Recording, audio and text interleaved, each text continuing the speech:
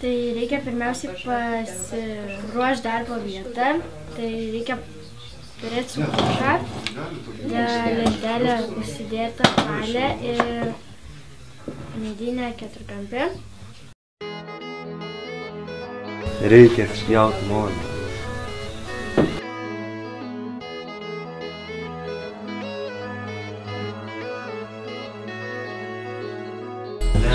Paimi molį ir išpjaustai drambliuką ausis.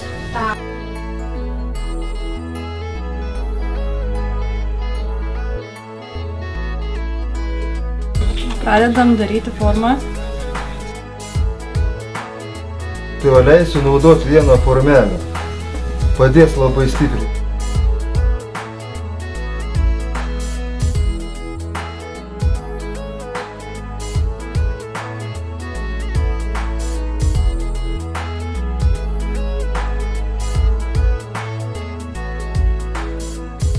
Čia įrankis skylėm daryti, tai jeigu nori daryti tuščią vidurį, gali skylės išgręžti ir šiaip gali papuošti su skylėm.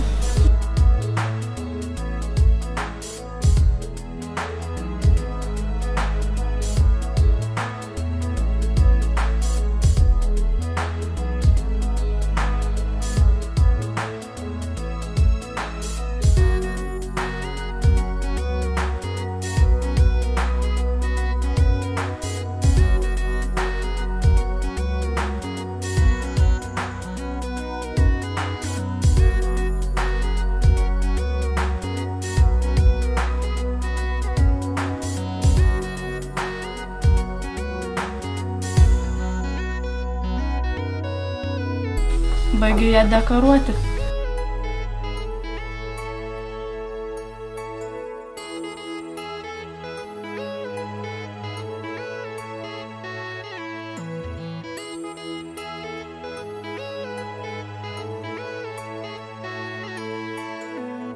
Švelninu, lyginu paviršių. Baigiamasis prisilietimas.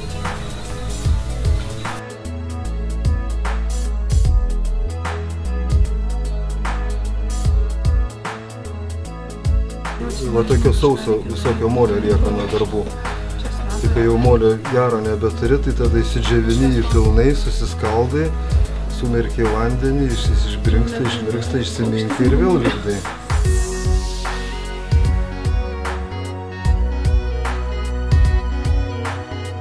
Dabar reikia tik tai nuglazūruoti.